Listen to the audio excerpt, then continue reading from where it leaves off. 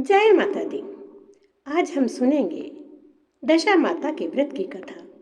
दशा माता का व्रत परिवार की दुख, दरिद्रता, गरीबी और दूर करने के लिए किया जाता है। किंतु इसकी कथा के श्रवण मात्र से ही माता की कृपा होती है और घर की गरीबी और दुख दरिद्रता दूर होती है। तो विधि विधान से दशा माता के अर्थात होली के 10वें दिन यह व्रत किया जाता है। दशा माता की पूजा करने के पश्चात डोरे में गांठ बांधते समय यह कथा सुनना अति आवश्यक होता है। इस कथा के श्रवण से ही व्रत का पुण्य फल पूरा मिलता है। आइए सुनते हैं दशा माता की कहानी। यह कहानी है राजा नल और रानी दमयंती की। एक बार की बात है, राजा नल के राज्य में प्रजा बहुत सुखी रहती थी। वहां धन धान्य से सभी संपन्न थे। एक बार होली के बाद दशा माता का दिन आया। उस दिन ब्राह्मणी, जो कि राजमहल में अक्सर आती जाती रहती थी, वह कुछ डोरे लेकर आई और सभी दासियां उससे डोरा ले रही थीं। तब रानी ने देखा तो उनसे पूछा कि आप लोग यह डोरा क्यों ले रहे हैं। तब एक दासी ने उसे बताया कि महारानी जी, यह डोरा दशा माता के व्रत के लिए लिया जाता है और पूजा के बाद इसमें 10 गांठ लगाकर गले में धारण किया जाता है। इससे हमारी दशा सुधरती ही रहती है और कभी भी अवदशा अर्थात गरीबी और दरिद्रता नहीं आती है। यह व्रत सबको करना चाहिए। यह सुनकर रानी, जो कि धार्मिक प्रवृत्ति की थी, उसने भी ब्राह्मणी से डोरा ले लिया और पूजा करके वह डोरा अपने गले में पहन लिया। कुछ दिन बाद राजा की नजर उस डोरे पर पड़ी। राजा ने रानी से पूछा कि यह क्या है। तो रानी ने उन्हें बताया कि यह दशा माता की पूजा का डोरा है। तो यह तुमने क्यों पहना है। रानी ने कहा कि पूजा करने के बाद यह पहनने से संपन्नता बनी रहती है। राजा नाराज हुआ। उसने कहा कि हमारे पास सब कुछ तो है, इतने अधिक सोने हीरे के गहने होते हुए भी तुमने यह डोरा पहन रखा है, इसे अभी निकालो। रानी कहने लगी, नहीं नहीं, यह माता का डोरा है, इससे माता जी का अपमान होगा। किंतु राजा ने रानी की बात नहीं मानी और स्वयं भी रानी के गले से डोरा खींचकर तोड़कर और फेंक दिया। रानी ने उस डोरे को उठाकर माता से क्षमा मांगी, किंतु दशा माता का अपमान तो हो ही चुका था। अतः राजा की दशा गिरने के दिन आ गए थे। उसी रात राजा को स्वप्न में 2 स्त्रियां दिखाई दी, एक दशा और एक अवदशा, अर्थात एक लक्ष्मी और एक दरिद्रता। दोनों में से एक कह रही थी, अब मैं यहाँ से जा रही हूँ, तो दूसरी कह रही थी, मैं यहाँ आ रही हूँ। यह स्वप्न राजा को 2-3 दिन तक लगातार आया। तब राजा ने अपनी रानी दमयंती को बताया। रानी समझ गई कि यह अवश्य ही दशा माता का प्रकोप है। उन्होंने कहा, महाराज, अब यदि यह स्वप्न आए तो आप उनसे उनके नाम पूछना। उस रात भी राजा को वही स्वप्न आया।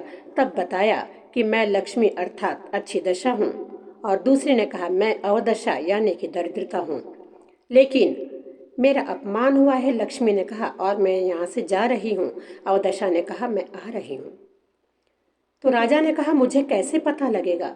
तब अवदशा ने कहा, जब तुम्हारे महल में हाथी घोड़े के अपने बने हुए स्तंभ अपने आप लोहे के बन जाएं, तुम्हारी खली खाने की इच्छा हो, दासियां आदि सभी मूर्ति बन जाएं, तब तुम समझ लेना कि तुम्हारे बुरे दिन आ गए हैं। दूसरे दिन से यही प्रारंभ हुआ। राजा को खली खाने की इच्छा होने लगी। घर में, महल में जितने भी दास दासी थे, वे धीरे धीरे मूर्ति बनने लगे और स्तंभ वगैरह आदि जो बहुत सुंदर नक्काशी वाले बने थे, वे सब लोहे के होने लगे। राजा का 4-5 दिन बाद ही इतनी बुरी दशा हो गई कि महल में उनके पास खाने के लिए भी कुछ नहीं बचा। सब कुछ लोहा बन गया और अनाज आदि सभी नष्ट हो गया। अब राजा और रानी के भूखे मरने के दिन आ गए। उनके 2 पुत्र भी थे। राजा ने कहा, रानी, इस तरह तो यहाँ नहीं चलेगा। हम अपने राज्य में कैसे रह सकते हैं, प्रजा को इतना दुखी कैसे देख सकते हैं। तब रानी ने कहा, महाराज, हमें कुछ तो करना ही पड़ेगा। राजा ने कहा, चलो हम यहाँ से किसी दूसरे राज्य में चलते हैं। क्योंकि देश चोरी परदेश भीख बराबर है। अपने देश से छुप कर निकल जाएंगे, परदेश में जाकर भले हम छोटा धंधा करेंगे, भीख मांगे तो भी चल जाएगा। राजा रानी अपने दोनों पुत्रों को साथ लेकर निकल पड़े। वे जंगल के रास्ते बहुत दूर चले। बच्चों को भूख लगने लगी, वे भूख से व्याकुल होने लगे। तभी राजा को ध्यान आया कि यहाँ जंगल में ही उनके एक मित्र, जो कि महल में अक्सर आता जाता था, लाखा बंजारे का राज्य है और वह यहीं रहता है। राजा रानी और दोनों पुत्रों को लेकर लाखा बंजारे के पास पहुंचे और उनसे कहा कि उनके दोनों पुत्रों को अमानत के तौर पर अपने पास रख लें, उनका पालन पोषण करें। जब वे लौटेंगे तो अपने दोनों पुत्रों को ले लेंगे। लाखा बंजारा भी इसके लिए तैयार हो गया। तब राजा रानी वहां से पैदल ही निकल चले। आगे चलकर रास्ते में चलते चलते एक बगीचे में पहुंचे। वहां देखा तो बहुत सारे सुंदर सुंदर फूल खिले हुए थे, किंतु राजा रानी जैसे ही जाकर उस बगीचे में बैठे, वहां सारे फूल मुरझा गए, पत्तियां सूख गईं। तब वहां पर जो माली था, हर दिन माला बनाकर फूलों की बेचता था, उसने देखा और कहा, यह कौन दुष्ट आया है जिसका पैर पड़ते ही मेरा हरा भरा बाग सूख गया। राजा रानी ने जब यह सुना तो वे वहां से निकल गए। कुछ दूर और जाने पर एक कुम्हार का घर था। वहां थोड़ी देर शरण ली, किंतु कुम्हार के जो मटके बहुत सुंदर रूप से बन रहे थे, वे पटापट टूटने लगे। तब कुम्हार ने भी यही कहा कि कौन ऐसा मनहूस आया है कि जिसके आते ही मेरे घड़े सभी टूटने लगे हैं। राजा रानी ने यह सुना और वे वहां से भी चल दिए। आगे चलने पर राजा के एक मित्र का घर था, जो धन धान्य से बहुत संपन्न था। राजा उसके यहाँ गए। मित्र ने दोनों को भोजन आदि कराकर एक कक्ष में ठहराया, किंतु दोनों को नींद नहीं आ रही थी। तभी रानी ने देखा कि सामने एक मोरनी के स्वरूप की खूंटी बनी हुई है। उस खूंटी पर रानी का एक हीरे का हार लटका हुआ है। दमयंती के देखते देखते ही खूंटी उस हार को निगलने लगी। उसने राजा नल को दिखाया कि देखिए, मोरनी खूंटी हार को निगल रही है और यह हमारे ऊपर कल आरोप सिद्ध हो सकता है कि हार कहाँ गया। दोनों वहां से रात को ही चल दिए। रानी दमयंती समझ रही थी कि ये सब दशा माता के डोरे के अपमान के कारण ही हो रहा है। आगे चलने पर राजा अपनी बहन के यहाँ पहुंचे। उनकी बहन भी किसी नगर की रानी थी। वहां पहुंचने पर रानी को सूचना दी गई। उसने सबसे पहले नौकरों से कहा कि जाकर देखें कि मेरे भाई भाभी किस रूप में आए हैं, उनकी दशा कैसी है। नौकरों ने आकर बताया कि दोनों बहुत गरीब हालात में हैं, फटेहाल हो रहे हैं। रानी ने नौकरों से कहा कि उन्हें पीछे के द्वार से लाया जाए और अस्तबल में ठहराया जाए। बड़ी बहन उनसे मिलने गई और साथ में रोटी और कांदा लेकर गई और अपने भाई भाभी के सामने रखा कि इसे खा लें। राजा ने तो रोटी और कांदा खा लिया, किंतु रानी दमयंती ने उसे अपने हिस्से की रोटी और कांदे को लेकर जमीन में गड्ढा खोदकर गाड़ दिया और वहां से चल दिए। कुछ दूर जाने पर एक तालाब के किनारे दोनों बैठे। वहां किसी से उन्हें ज्ञात हुआ कि इस नगर सेठ आज कोई उत्सव मना रहा है। सारे नगर के लोगों का भोजन वहीं पर है। राजा ने रानी से कहा कि मैं जाता हूँ और भोजन प्रसादी लेकर आता हूँ, तब तक तुम इस तालाब में से मछलियाँ पकड़कर भून लेना, हम दोनों के लिए पर्याप्त हो जाएगा। राजा भोजन लेने गया। भोजन की पत्तल लेकर वहां से आ रहे थे, तभी एक चील ने झपट्टा मारा और भोजन की सारी पत्तल उठाकर छीन कर ले गई। उसमें से चावल का एक दाना राजा की मूंछ पर गिर गया और चिपक गया। इधर रानी ने तालाब से कुछ मछलियां पकड़ी और उन्हें भूना, लेकिन भूनने के पश्चात देखती है कि सभी मछलियां जीवित होकर पुनः पानी में चली गईं। जब राजा आए तो उन्होंने रानी से कहा कि मुझे भोजन नहीं मिला, चील उठाकर ले गई है। और रानी ने कहा, मेरी मछलियां भी वापस जीवित होकर तालाब में चली गईं। किंतु दोनों ने एक दूसरे पर विश्वास नहीं किया। रानी ने सोचा कि इन्होंने अकेले ही भोजन खा लिया है। मूंछ पर चावल का दाना जो लगा था। और राजा ने कहा, रानी झूठ बोल रही है, भूख के कारण इसने सारी मछलियां स्वयं ही खा ली होगी। इस प्रकार अविश्वास के साथ दोनों साथ साथ चल दिए। आगे चलकर रानी के मायके का राज्य आता है।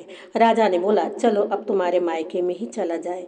रानी ने सोचा कि वहां हम इस रूप में नहीं जाएंगे, किंतु वहां जाकर कोई काम जरूर मांगेंगे। रानी ने अपना चेहरा छुपाकर महल में जाकर काम मांगा, तो उसे वहां की बहुओं के रानियों के गहने साफ करने का काम दिया गया और राजा को अस्तबल में सफाई का काम दिया गया, घोड़े संभालने का काम दिया गया। इस प्रकार दोनों को काम करते करते वर्ष बीत गया, लेकिन कोई उन्हें पहचान नहीं पाया। जब दशा माता का दिन आया तो रानी ने किसी तरह राजा से मिलकर उनसे कहा कि मुझे आपके कमाए हुए पैसे चाहिए, उनसे ही मुझे प्रसाद और पूजन सामग्री लाना है। मैं आज दशा माता का व्रत करना चाहती हूँ। राजा ने अपने कमाई में से रानी को कुछ पैसा दिया और रानी उसमें से पूजन सामग्री लेकर आई। जब बाल धोकर दमयंती अपने बालों को सुखा रही थी तो ऊपर उसकी माँ भी धूप में बैठी थी। उसने देखा कि अरे, यह तो दमयंती की तरह ही बाल हैं। दमयंती के सिर में पद्म बना हुआ था और इसके सिर में भी पद्म है और उसकी आंख से आंसू गिरने लगे। दमयंती ने मुंह छुपाकर उनसे पूछा कि आप क्यों रोने लगे। तब उन्होंने बताया कि बेटी, तुम्हें देखकर मुझे अपनी पुत्री दमयंती की याद आ रही है। तब दमयंती ने उनकी ओर देखा, अपना चेहरा दिखाते हुए कहा, माँ, मैं ही आपकी दमयंती हूँ। यह सुनकर माँ को बहुत आश्चर्य हुआ। तब दमयंती ने सारी घटना सुनाई। माँ ने कहा कि बेटा, तुमने इतने दिन अपने आप को क्यों छुपा कर रखा और हमारे ही घर में, हमारे ही महल में, हमारे ही राज्य में काम करते रहे तुम दोनों। तब दमयंती ने सारी बात बताई। रानी ने राजा को यह बात बताई। अस्तबल से राजा नल को बुलवाया गया। दमयंती और राजा नल को नहा धोकर अच्छी पोशाकें पहनाई गई और उन्हें खूब लाव लश्कर के साथ धन दौलत देकर वहां से विदा किया गया। चूंकि दमयंती ने दशा माता का व्रत पूरे श्रद्धा और विश्वास के साथ किया था, अतः उनके दिन पुनः बदल गए।